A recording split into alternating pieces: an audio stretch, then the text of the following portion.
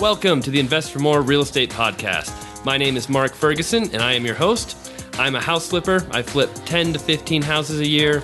I own 13 rental properties with a goal to buy 100 by 2023. I'm also a real estate agent.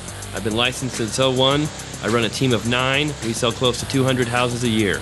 So on this show, we like to interview house flippers, landlords, and the best real estate agents in the business. So stay tuned for some great shows. If you want more information on my rentals, on the numbers, how I buy properties, check out Investfourmore.com.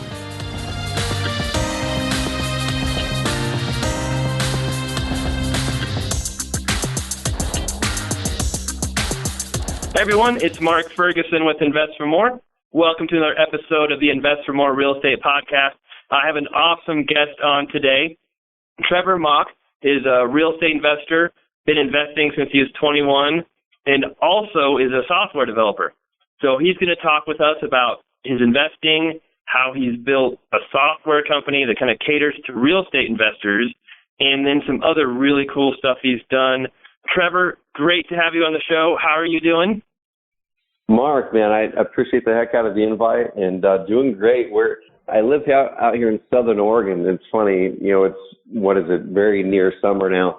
In the past week, dude, it's been raining, which I think most people who don't live in Oregon probably think it rains out here all the time. But today, it's a beautiful 80 degrees, so I cannot complain whatsoever. Nice. Well, I'm in Colorado, and it's 45 degrees and raining the last 2 days.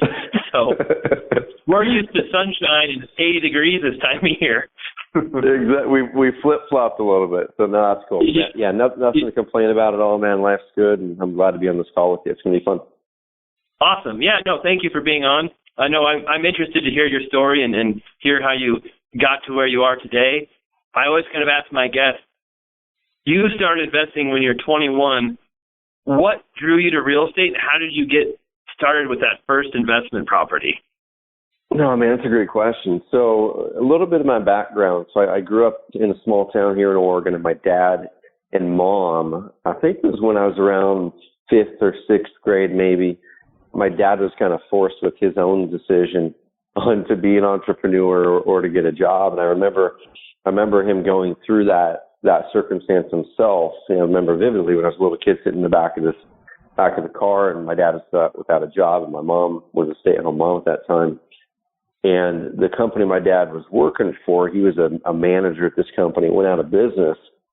And so he built up this skill set, and then he was going to make that decision. Hey, do I start something myself and take that risk on myself, or do I go get another job where you have the potential of that company going out of business or getting fired or maybe hitting that glass ceiling that you can't get through? So that was definitely one of those really influential things that I remember way back when, was not necessarily about real estate, but about that decision that my dad and mom both ended up making.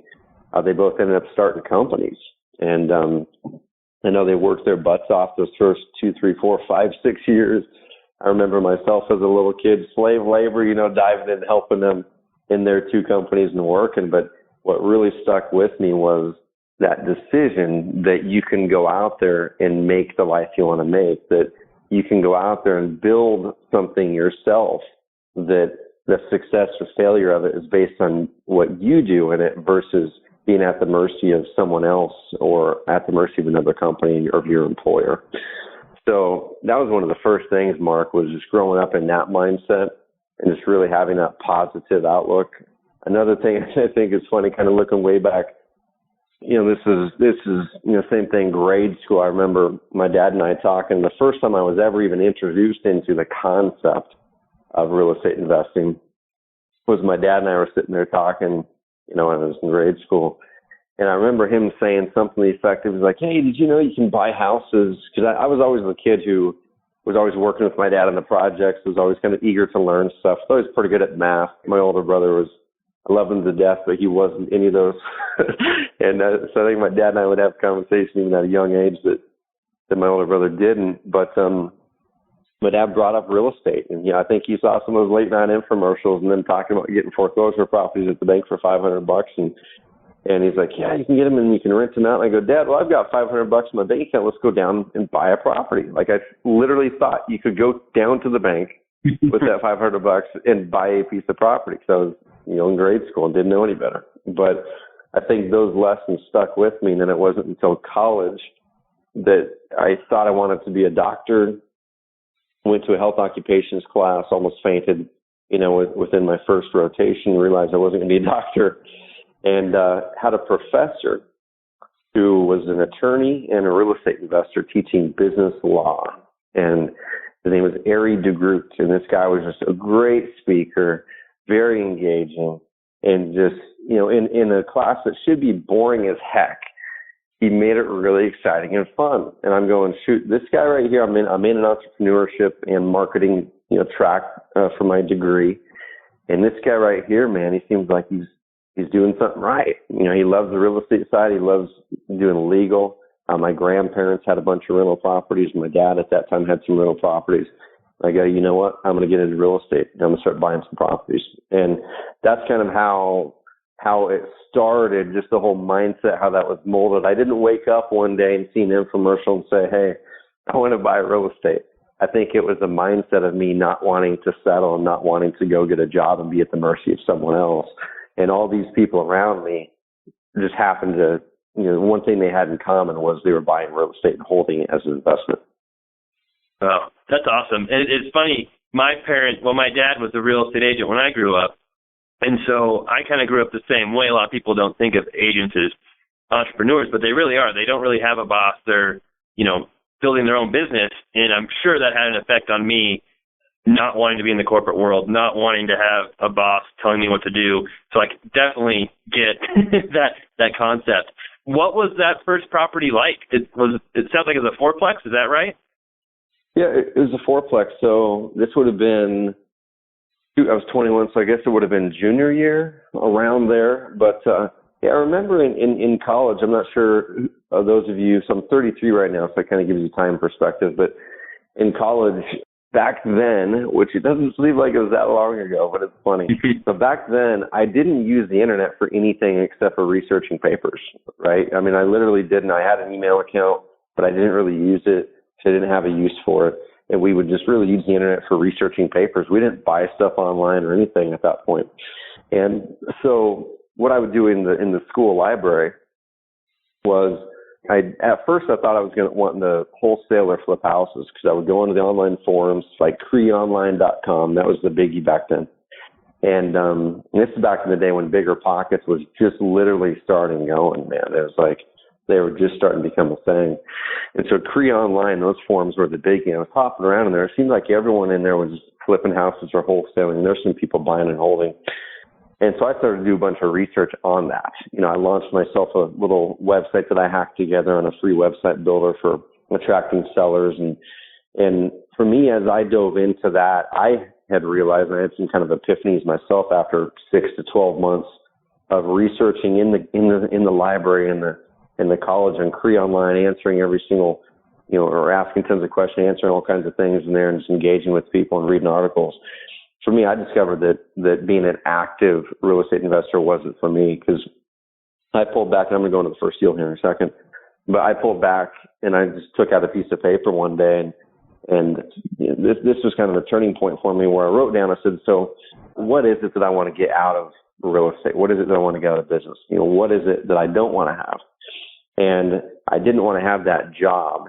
And what I was finding was, even talking to a lot of house flippers or wholesalers that I had met or conversed with online, a lot of them kept on saying, it's like, man, it's really easy to get wrapped into a high-paying job doing that business.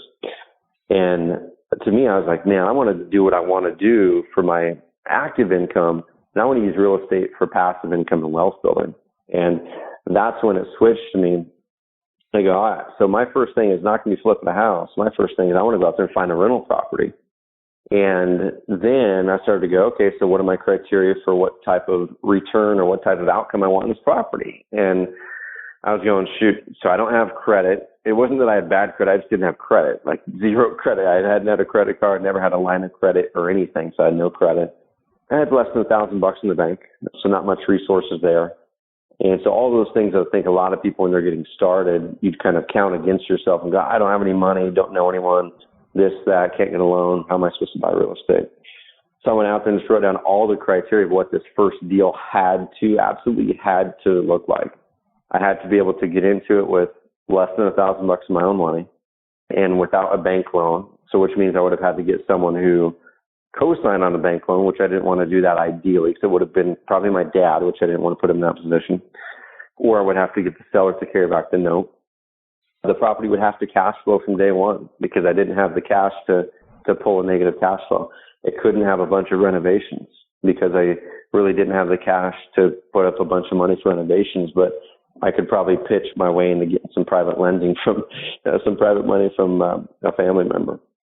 And I wanted it to be more than one unit. I didn't want to have just a single family house, just because of the things I was looking at and reading, that I didn't want to be in a position where if that thing was empty for 2 months, I was forking out money that I didn't have.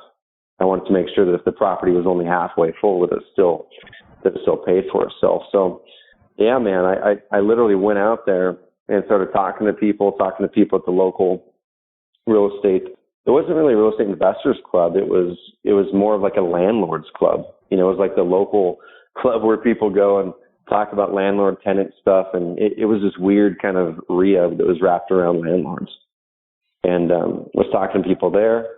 I went down to the courthouse and pulled a list.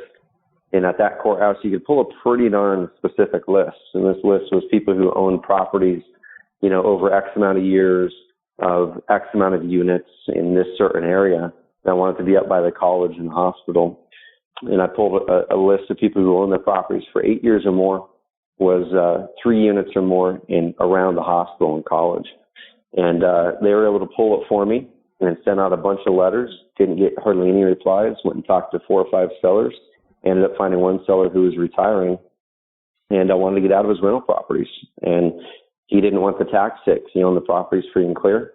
Didn't want the tax hit. Was completely willing to carry the note as long as I could bring $10,000 down, and got a private loan from my dad for the $10K, and the rest is history. So that was the first deal. Just really worked it from all angles. And I think the thing that I learned the most there was just having the confidence to know that if you're very, very, very clear on what you want the outcome or what you need the outcome to be, and you use that to really restrict the way that the opportunities you look at, and just really restrict the marketing you do, just to dive very, very deeply into the deals that are going to get you that exact thing, not get yourself distracted by all the other clutter.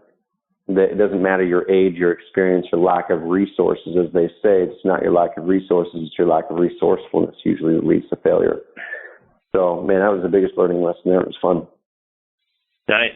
Yeah, the focus is such a huge part of it. I hear a lot of people say, well, they don't even know what kind of real estate investing they want to be in. They just want to be an investor and somehow make money at it. But, yeah, especially if you're looking for deals, you can't just look for a good deal. If you can be very specific on what you want, where you want it, it makes it so much easier to find what you're looking for. Exactly. And the key is, I'll kind of piggyback off that really quickly here. So the key is, and this is one thing that I'm glad that I made that decision, at least for me early on, but also I wish that 2, 3, 4 years ago that I kind of had been sticking with the decision, but during those 2 or 3 years, is really look at, once again, what everyone listening to this, what you want your ultimate outcome to be. Okay? Because I think what too many people do is they look at what their current situation or scenario is. So maybe you're working a day job, and you go, okay, I know this is not what I want. But then you just immediately go out there and start doing whatever in business or in real estate just to get away from what you don't want. And they don't think enough about the exact scenario of what it is that they're trying to go toward. So they're running away from something they don't want and just diving head first into something without really mapping out exactly what they want that outcome to be. And I've talked to so many people, I'm sure you have too, Mark, where they made that move, which is amazing. It takes a lot of guts to do it. But then they ended up creating something that they hated as much or worse in real estate because they trapped themselves into a job that was possibly even worse than their actual job was before. So just be crazy, crazy intentional what you want the outcome to be with your real estate or your business, and make sure you build it around that and don't waver. Right. No, that's a great point. And something you said earlier, too, about the wholesaling and the flipping, because, I flip a lot of houses. I've wholesaled a couple, but wholesaling was never my core business. But it's not really investing, like you said. It is more of a job than it is investing. And you can set it up as a business so that other people run it. You don't work as well. but it's not the same as rental properties as passive income. It is, it takes a lot of work. Yep, exactly. Very cool. So you bought your rental property in college. What happened after college? Did you keep buying properties? Did you hold that one for a while? And then how did you decide on a career? I know that's a lot of questions right there, but how did you jump off of that first property? No, man, it's a great question. So like I said, I think from the beginning in college, I had this kind of outcome in mind that it was never about, okay, I'm going to use real estate specifically to do this. It was about how can real estate be one of the tools in my tool bag to achieve this life? And I think a lot of people, when we dive into something, let's say it's trying to start an online company or dive into real estate investing or be, wholesale houses or flip houses, it's almost like we get locked into thinking that one thing is the only way, that we have to flip houses until we're financially free, or we have to wholesale until we're financially free, or we can just do rental properties. And kind of the way that my mind has always worked is I'll look at other income streams. I'll look at other ways to create passive and active income streams that help to feed, that ultimate life that I want to live, that help feed that long-term vision and help me really live the short-term vision as well. So right after that, man, I graduated college. My wife and I, we got married and we moved up to Portland, Oregon, the big city. And that is where I started I had that website that I launched when I was in college for motivated house sellers. And at that time, the market was getting pretty crazy. This is 2005, 2006. And so I started to generate leads online for sellers, using Craigslist, using my own website that I hacked together. And I started working with some local investors, mortgage brokers, people like that who were just in the real estate. And I started to take these leads and hand these leads over to these people, whereas it wasn't the type of lead that I was going to go buy the house and hold it. And so I made some pretty good bird dog fees there the first several years, just sending those leads to people and kind of learning the game on how to generate leads and whatnot. And then, like I said, as I went with that, I just kept on realizing, like, man, this active real estate thing just isn't for me. I think it is for a lot of people, and it just wasn't for me. And I bought another property while I was up there, which I still have those two properties today. And I really started to dive into marketing, just really becoming a student of marketing and learning human psychology and learning, okay, just having that realization that a mentor passed along to me one time. He said, if you can become a great marketer, because you can basically almost write your own checks, right? Because a lot of people, they'll dive in and they'll start a business, whether it's real estate investing or house flipping or whatever it is, selling toilets, they'll dive in and they'll dive in because they want to do the craft. They want to do the craft of investing. They want to get their hands dirty or do the planning of some of these house flips or whatever. And what they oftentimes forget, or what we oftentimes forget, is that marketing is the lifeblood of your business. And the cool thing is, marketing is one of those core skills that carries over into every type of business you want to run. So if you become a great marketer, you can build up a really good real estate business because you know how to get the leads and get the deals. If you want to go sell toilets, if you're a great marketer, you can sell the heck out of toilets. If you want to grow an online business, if you're a great marketer, you can grow an online business. That's really what the next 2 to 3 years of my life entailed. Mark was just diving in and learning from so many different people that became mentors of mine, and just really diving in and learning everything I could about marketing. We would do a lot of direct mail marketing for this mortgage company up in Portland. My uncle worked out, and we did a lot of Craigslist marketing. Man, we were testing anything, everything. I was literally picking up the phone and cold calling Craigslist ads for entire days to try to sell them mortgage services. And for me, it was kind of one of those stories that people talk about, going door to door and knocking. Like, the Craigslist cold calling for me was that door to door knocking and learning how to sell and learning how to really how to actually provide value instead of just selling something. And I think those 2 or 3 years were some of the biggest years in my life because I learned the most about the real exchange of value and how important that is, and that we're not just out there selling something that we have, but we need to sell as much value as we can for free to people and then get people to come back to us to want to work with us because we gave them so much darn value. And at that time, I started a blog where I was kind of chronicling what I was doing in real estate, holding, some of those rental properties. Man, at that time, literally my cash flow did not really pay the bills. I was making enough cash flow to help, but I used the marketing consulting on the side to kind of have that active income to pay the bills. And it's kept on really learning and honing that marketing skill. And over the next 3 to 5 years, I grew 2 online companies, got very, very, very good at generating leads, use content on the web to not only build a brand, but also really build credibility and trust and attract amazing clients. And that's really led us into what we're doing today, man, is just growing businesses, leveraging the web, becoming a great marketing mind, and taking that active cash flow, or the active income from those businesses, whether it's my software company that we have with Carrot that's growing really, really fast and helping thousands of real estate investors, or whether it's an online publishing company that I used to have, or another software company that we failed and completely drove into the ground 3 years ago, or a few investments that I've had that some of them have done good, startup investments, and some of them have completely tanked. But that's been my strategy the whole time, is let me go out there and use this marketing skill because it's so transferable between everything. And let's build businesses. And with those businesses, let's create something that's really fun, that makes a difference, makes a big impact based off of core values. And let's take that money as we get the extra cash flow and put it into real estate.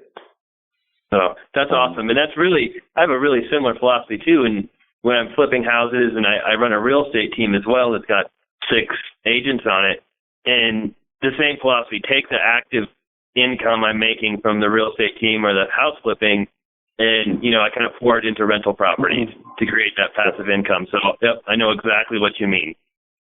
Exactly. And the cool thing is, man, this is my path. There's people listening to this call who would absolutely die to be a wholesaler every day. They would just absolutely love it as long as they built that company to be the exact role that they want. Or with you, Mark, I'm sure you probably really, really love what you're doing. And there's things that we love about our businesses and jobs, and there's things we hate about them. But ideally, we are doing more of the things we love and less of the things that we don't love and we're not good at. And that to me is like the ultimate, is if we can grow businesses that are really energizing on the day to day, because we've got to wake up and do something, right? I think, dude, even if I had $30,000 a month coming in on cash flow from properties, and let's say I had someone managing it, I would still be working because I want to be working. I want to be really using my mind and challenging myself and providing value to people, not just from the time of 21 to 41 pushing and acquiring 100 units and sitting back and sipping margaritas on the castle. I think that's almost a worse scenario than almost being broke and working your butt off but enjoying it.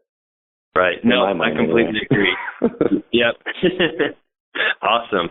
So one thing I'm really curious about, I'm sure many of the listeners are, is your company, Carrot.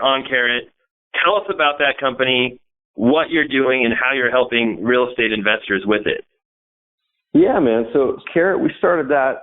We're in our 3rd full year now, and it's funny. So Carrot was kind of a side project in my previous company, a publishing company, where we were working with real estate investors, and because of the little bit of skill that I had built up to that point in learning how to generate leads online and building websites that performed well, and all the failures that I had, and the nights that I was up until 12 or 1 or 2 in the morning trying to change this one thing on my website and Googling, hex color code for X or HTML code for X, whatever, trying to move this over, half an inch from the page. All of those years of kind of the pain of me going through and doing something I'm just flat out not good at. I'm not a techie. I'm not a programmer. I'm not a web developer, but I had a low budget at the time, and I just wanted to grind through learning it. I learned all that stuff. And we were having real estate investors come to us saying, hey, can you set up a simple website like that for me too, because my other one's not working. So I'm like, all right, we'll set these up for you. And this was probably in 2012 or so. And we were just literally setting them up for people, didn't charge them at all. And we would just, charge them hosting, which was less than $10 a month. And that kind of started to snowball. I think once I sold my previous company and kind of went through a really massive mindset shift myself in my own life, which that mindset shift for me, man, changed the game for me in a big way, which that's a whole nother topic for a whole nother call. But over about a period of 2 years, my life went from me kind of being miserable in the job that I had created for myself, making good money, but really not feeling like I was making the impact, not feeling like I was just passionate at my core on what I was doing, to now what we're doing with Carrot. We're just insanely passionate about what we're doing, man. Our mission is just so fun. I have a great team of people working for us and growing. And that all launched in 2013. So the quick 10-second version of it is we help real estate investors generate leads leveraging the web through inbound marketing. So we help you attract your ideal prospects, whether it's motivated house sellers, cash buyers, rent-owned tenants, land sellers and buyers, note sellers and buyers, private lenders. We help you attract a lot more of your ideal prospects through great content marketing and high-performing websites. And right now, our members are pulling in tens of thousands of leads per month just through the web. And it's fun as heck, man. It's just really, really fun working with so many investors that we do and seeing them grow their businesses leveraging the web. Oh, that's awesome. And we're talking a little bit before the call, too, about what you were doing. And you mentioned, you guys have learned so much from the data you see and working with these investors about marketing. What are some of the techniques and traits you see of the really successful investors? What are they doing online or even in their whatever marketing it is to be successful? Man, some of it honestly kind of boils down to the basics. It's funny, we have a mastermind call for our customers every Tuesday with Adrian on my team, who's been an investor for years and years and does very, very well with generating leads on the web. And we were on a mastermind call, and there was someone who popped a note through there and said, hey, I've had my website live for a month and I haven't got a lead yet. I'm starting to get discouraged. And the thing that pops in my mind right away is, the number one thing that separates people from success or failure in anything, not just getting leads on the web, is most people stop before they should. Most people stop right before that success would probably have arrived for them. And especially with the web, when we're talking about search engine optimization as an example, if you're wanting to rank your website high for a certain keyword phrase that a motivated house seller is typing in Dallas or whatever, it's going to take a while, and that's not going to happen in a month. That's not going to happen in 3 months. It's probably not going to happen in 6 months with a really well put together SEO plan, because that market's so competitive. And it might be a 10 to 12 month effort with a really good SEO plan put in place. So that's my biggest advice there, is that the big guys, the guys who are just crushing it, they come in with a long-term mindset. Like those guys never, ever start to work with us and go, okay, I'm going to test this and see if it works for a few months. Like that never happens. Those guys are going into it saying, you know what, we're going to give this a solid year to 2 years and we're going to hammer it because I know we're going to crush it in this market. And that's the biggest thing, man, is you got to go into it with a long-term mindset, because the way that online marketing tends to work, especially leveraging content, as you're finding with this podcast and with your blog, is the more stuff you put out and the more consistent you are, the more momentum you get over time. And with your podcast, the more people listen to it, if you would have stopped in month 2 because you didn't get 18,000 listeners on your podcast that month, where would you be? But now you're quite a bit further along and you're starting to catch some of that momentum, which is really amazing. The same thing happens with generating leads online through SEO. The next thing that we're finding is a really, really, really big deal for a lot of the guys who are pulling a lot of leads is, so make sure you're thinking long term. The next thing is really localizing your stuff down. So here's an example. This is probably 3 or 4 years ago. I remember searching all around the web. I was looking for investment properties. So I would type in investment properties for sale and enter whatever city you can come up with, right? So if you type in investment properties in Portland or in Duluth or in, whatever city, Loopnet.com is probably going to be in the top 2 or 3 rankings in every city. And so I started to dig into that. At first, I didn't notice it. I'm like, oh, awesome, Loopnet again. Let me look at some properties and see if I can't find something that fits my criteria when I'm looking to buy. And actually, the only property that I've ever wholesaled was a mini storage property through Loopnet. I got the thing under contract, literally did the $60 Loopnet ad, and wholesaled the darn thing within 2 weeks on Loopnet.com, which is really cool. But Loopnet, the way that they get those rankings is those rankings are not on their homepage. It's not their homepage that's popping up for all those searches. it's their page for Portland that popped up for the Portland markets, the page they specifically set up for Dallas or for Duluth. And 3 years ago or so, we said, well, shoot, we can do this on real estate investor sites too, for buyers or sellers or tenants or whatever type of lead you're looking for, because people tend to localize their searches based on where that property is that they're looking to buy or looking to sell. And so that's one big piece of advice, is sit down right now with a piece of paper. Everyone listens to this. If you have a website, and write down the 5 markets that are the main market. Pick out your main market. If you had to say, man, this one market right here is my core market right now. And then write down 5 cities or suburbs or whatever it is that surround that you would also buy properties in or sell properties in or what have you.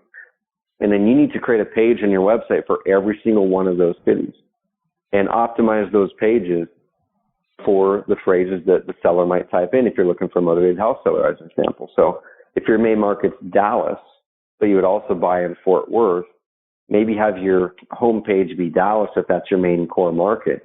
Optimize that for Dallas, talk about Dallas, and then create a page that's sell your house fast, Fort Worth, Texas, and do the same thing for all the other cities. And we're finding when investors do that and really build out their websites and build out their web presence and create a page that's specific to all those different markets that you'll buy or sell houses in, over time, your momentum picks up in a huge, huge, huge way. And then we're finding it's not like just a little difference, it's a massive difference where over time, literally 60, 70, 80% of some of our investors' leads come from those, what we call city-specific landing pages, not their homepage. And that's a huge deal. No, that's awesome. That's great advice. And I'm sitting here writing down notes myself. So I have one question for you too, which I don't know. Have you ever worked with agents who are looking for like leads for listings or anything like that? No, man, we totally have. I think we probably have, if I were to look in our database, we probably have 200 to 300 agents who are also investing that are using InvestorCare. So on a daily basis, we're working with agents. Now, are we really specifically working with agents in the agent capacity? At this point, we really haven't been. We're working with agents who also flip houses or who also wholesale. But it's something we've been testing a lot. Because we have a lot of agents who came to us and said, hey, I want to use this for my agent business too. Can you guys integrate IDX in, or can you guys do this, or can you guys have a home value thing up there? And it's just not something we've really put the energy into really nailing yet, but that's going to be coming this fall for sure. We also have Agent Carrot that we've trademarked, so we're going to be pushing in that direction this fall and coming out with something specific for agents. But if you're an agent and you flip houses or and you do wholesaling, it's very much the same as not being an agent. You just have to, of course, make sure that we take the disclaimers off the website that say we're not real estate agents. But that's the only difference. Nice, yeah, because that's one thing I love about my business. I don't do as much direct marketing now as I used to. I do some, but when you get those leads that don't quite work, you can list them and help people sell their house anyway. And it's kind of a nice option to give them both. So I was curious, and they kind of overlap being an agent and investor in some ways. So it seems like your system works well for agents. Dude, they overlap in a big way. And here's one really, really important key about the current market that we're in. And I was down in San Diego, so this was in January or February. And we have a client down in the Sacramento area. I'm not exactly sure what his actual market is, but it's around that area. And he's an agent and an investor. He's been using Carrot to get seller leads, and he's doing very well at it. But then he kept on emailing us in. He'd say, hey, I just crushed it. I've done $90,000 in profits in the last 2 months from doing X with my website. And anytime we see that, I would hop on the phone with our customers, and I just want to hear their story. I want to hear what's working. I want to hear what's not working. And was talking with Harvey, and he said, man, the thing that is working the best, he goes, is because I am an agent, and I've got this method that I've kind of crafted and created. He goes, I'm able to, on almost every single lead that comes in, unless they're just completely wacky, he goes, in this current market, I'm able to close on almost every single appointment that I set up because I offer them 2 options. And he said, in today's market where it's a hot seller's market, the biggest thing that people are looking for, and we've seen this in our data, and I'd love to kind of tell you this cool thing that we found in our data here after this. We've seen this in our data that as markets get hotter and as sellers have more options, marketing gets a lot harder for that highly motivated seller. Now, that's not groundbreaking, right? That's something that we all know, that if the market's hot, it brings out more sellers. Competition gets hot for sellers. More sellers want to get the most cash in their pocket. They might be willing to wait a little bit longer, and they might probably list the house to an agent. And what Harvey's doing, he's going to these people and saying, hey, you know what? Because I know that your end goal is to put the most cash in your pocket, right? It's to put the most cash in your pocket. And there's no way a seller's going to say no to that. And he says, okay, so I've got a couple options for you. And here's option number one. Option number one is buying the house. And this might be exactly what you guys are doing, but option number one is buying the house. And here's what I can do. And here's the benefits of that. I can close within 7 days and this and that. And here's the price. And you won't have to worry about fixing up. You won't have to worry about any of that stuff. We'll take care of it all. And here's what you'll net in the end. Or option number two is I'll do a listing. But the thing that is working so well for them right now is he locks them down for a 7-day listing, because he found, which sounds crazy, but he found that the main detractor that he was finding when he was working with sellers was they didn't want to be locked down for 6-month listing. They're like, well, I can go out there and let me ask my brother or my aunt or my trusted neighbor on who they use for a real estate agent instead of this guy who I just met, that kind of thing. But what he does is he completely blasts that objection with a 7-day listing. It's like, here's exactly what I'm going to do in this next 7 days or whatever it is. And here's how it's going to work. And let me show you how it's worked in the past. And if I don't sell your house for the price that you agree on by this time, then it's back to you. And it's like, there's nothing to lose, because they probably weren't going to have the house listed or sold in 7 days anyway. And he's got an insanely good marketing strategy that he puts together, and they get so many people in these open houses. It's insane. I've seen videos of it, and they sell these darn things within 7 days oftentimes in this hot market. Oftentimes the very day that it goes on the market, they have a bunch of offers and a contract for sale. So being an agent and a wholesaler flipper in this market, man, I think is like, it's that double-edged sword. It's where you can cut the deal multiple different ways. You have multiple different exit strategies. You have multiple different ways to help the seller, and multiple different ways to really profit yourself. So either way the seller chooses, as long as you're a good marketer, you can profit, and sometimes you might profit bigger with listing it anyway. No, that's awesome. That's exactly the same thing I do. I don't have the 7-day listing, but I give them the two options. Here's what I can buy it for now, or if you list it, here's what you can get for it. And another thing that does too is you don't get that feeling, in the back of your head, like, oh, I'm taking this house from them, or I'm trying to rip them off or anything. You're giving them a decision and an option to do what's best for them. You're not trying to buy their house for 20 cents on the dollar or anything like that. So that's one other aspect of it that helps me too. No, totally, man. And that's the thing. And that's one thing I think if there's new investors listening to this call, that, that's something we'll hear quite a bit from investors is, oh my gosh, how do I make the offers? And when you really go down into it, really drill down into the psyche of what they're saying, the psyche of what they're saying is basically that they are afraid that they think that they're ripping people off, which that's not the case. And people, some people are, but that's a very small minority, and hopefully it's no one listening to this call. But really what we need to understand is that as a wholesaler or a flipper or just a professional home buyer, you're offering a really good service, and that service comes at, there's a value. There's an exchange of value. So if that person just really wants to sell and they don't want to have to do the repairs, they don't have to hassle with any of that kind of stuff, that is a value to them, and it's worth something. And for them, it's worth, selling for a lower price in exchange for not having to deal with that stuff.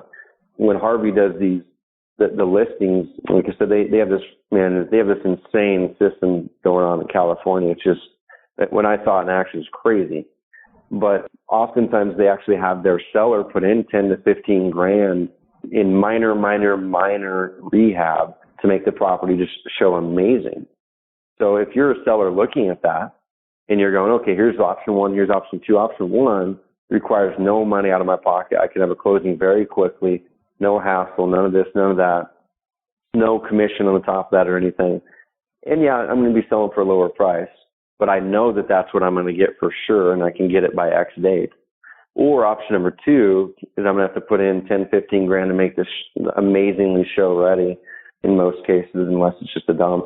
And then we're going to have an open house and have a ton of people come through here, and then we're going to have to deal with conventional financing, and there's a 30 to 60 day wait there. And like, there's all these hassles that build up, and someone might be just like, well, shoot, for me, the value is just selling quicker, even if it costs me an extra 10, 15, perhaps 20% or 30% on the sales price.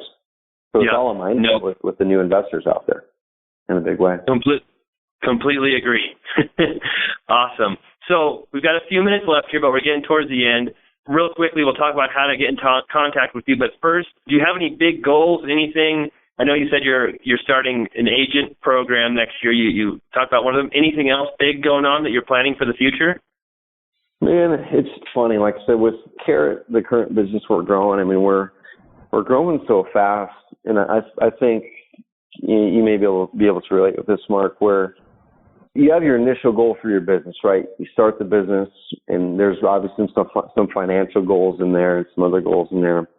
And the question I'm going to ask everyone on this call is, what happens when you reach that financial goal, right? What happens when you reach that monthly income level that you had set at the beginning, that you said, man, once I reach this, man, then I'll be set and then I'm living the life. I think we all strive to hit that point in our businesses. And because of my previous business, I hit that point and just blew past those goals and just didn't celebrate them. And I worked my way into a position that I hated in a company that I owned. I worked my way into a position I despised and didn't want to get up in the morning. With Carrot, literally, dude, the big things that we're doing right now is focusing on growing a company that we're just so insanely happy and fulfilled that to come to work every day. And that our growth is not tied to hitting that extra number, because numbers never end. If we're tying our happiness to a certain revenue number after you get your bills paid and after your back's not against the wall, you're never going to be happy, because numbers never end. But the thing that we're really focused on right now is growing this company, is taking the money, and actually here in small town Roseburg, Oregon, this town is a pretty economically depressed town. There's insanely wealthy people on one side of it from the timber years of the past 6 decades, and there's very, very poor people. And our downtown here, we have an 8,000 square foot building downtown here in Roseburg that we took over. I took it over well before Carrot. It was 5 years ago. And there's other buildings down here, man. There's a lot of amazing things happening down here, amazing energy with the entrepreneur group that we started 5 years ago that's just bursting at the seams, with our angel investor group that we started 3 years ago, where we've invested a lot of money with a bunch of other investors into companies here in Oregon. Dude, our mission is to grow this company as big as we can, so we have this platform to spread our message out there, to amplify leaders, so you guys can go out there and make your bigger impact in the world, which helps us grow our company so we can buy more buildings here in Roseburg and really revitalize and energize this small town and be a good example for other rural Oregon towns, to show that you can use entrepreneurship to be that spark in your community. You don't have to wait for outside businesses to come in. That's the big thing that we're working on. The crazy thing is, dude, that's going to be decades long, but we're excited as heck about what we can do to amplify people, to help us with that mission here locally, and to use growing this business to really make a big impact here locally. That's awesome. No, that's really cool. And I know exactly what you mean with, you make those numbers and whatever they are, they seem so big at the beginning, but once you get there, it doesn't seem quite like it was supposed to be, or as big as you thought it would be. And you make more numbers and more numbers. But one thing I started doing was, when I hit certain goals or reach some milestones, I like to reward myself with something special, or do something just to sit back and relax and realize things that have happened, or I might buy a car or something like that. But I get exactly what you mean. Yeah, man, and it's funny. I use this analogy quite a bit, and this is going into a whole different topic. I know we gotta wrap this up yet, but I get so excited when I'm talking about entrepreneurship stuff and mindset stuff and impact. That's what fires me up, dude. But this analogy, I hope this fits in people's minds well. If you take nothing else away from this call, take this away from the call. Piggybacking off of what you just mentioned there, with having the goals, like you said, and you reach them, and you just kind of blow past them. You don't really internalize the importance of what that meant. That's something I've done way too much in my past. And the equivalent is, we all are sitting here looking out on the horizon. And if you're on a boat in the ocean and you're sailing out there toward the horizon, and the horizon is your goal, you're never, ever going to reach the goal, because as you get closer to the horizon keeps moving. It keeps on moving, and you can never reach it. And if we're basing our happiness off of that horizon line, off of that horizon point, knowing that the further we go, the further the horizon keeps on going with us, then we're never going to be happy. Instead, this is about 3 years ago, I started to kind of internally, whenever I kind of started to get dragged down by my goals, or if I was thinking, man, I'm not hitting these goals or this or that, I'd really start to pull back and look at gratitude. I'm like, all right, so what have we done? What have we accomplished? Let's celebrate that. And the flip side of that analogy is, and when you're on that boat in the ocean, and the horizon, that's still that goal, right? Your big goals you're always going to keep pushing yourself to make a bigger impact and live a bigger, better life. But start to look at the islands. Don't look at the horizon anymore. Look at that first island. That's your goal. Hit that island, whatever that goal is.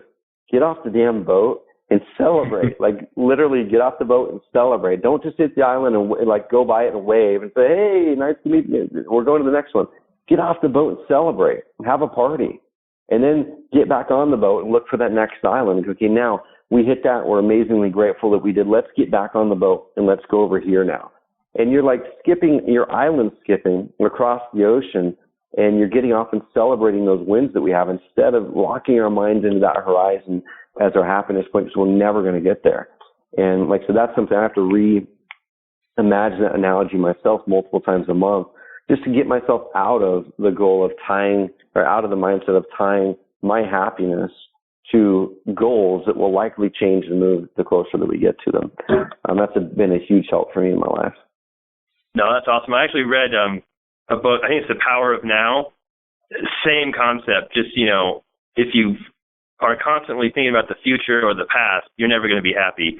And if you're living in the U.S. and listening to this podcast, you're ahead of 90% of the world, most likely, where you are. So almost anybody listening to this has something to be extremely happy about where they're at right now. Even if they don't have money or what they ultimately want in life, you're in a great position to get it. So that's awesome stuff.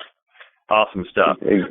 Yeah, Trevor, I know we're getting short on time. I know we're probably getting past people's attention spans, but what's the best way for people to contact you if they want to check out your website or get in touch with you? How can they do that?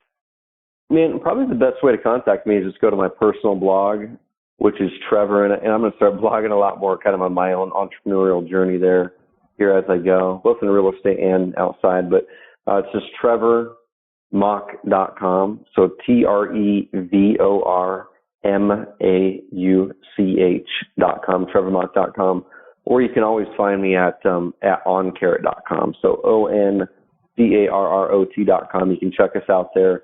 We publish, I know we didn't talk a whole lot about online lead generation and SEO and pay-per-click and stuff today, but we have so many free resources on our blog over there. You can just check out our blog, and we put more free resources over there on how to generate leads online and convert your visitors into leads than probably any other resource out there. So check it out. It's all free, and we'd love to talk with you. Awesome. And I'll put those links on the website too. I always do a little write-up on every podcast we do, so people can head over there and get those links as well. Awesome job, Trevor. Really glad to have you on the show. You did a great job. I'm sure we'll be in touch in the future. And thank you so much for being on.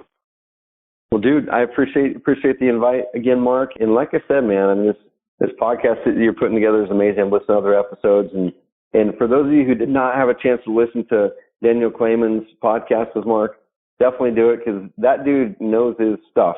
I've known him for years, and it's been amazing seeing him build his portfolio and dive into commercial and dive into single family, everything he's doing, guys. So listen to the stuff that Mark's putting out. It's a gold mine if you really dig into those nuggets and implement things that you can make a difference in your life and business. So listen to every podcast episode from Mark and get to go and implement it. All right. Thank you for the free promotion. I love that.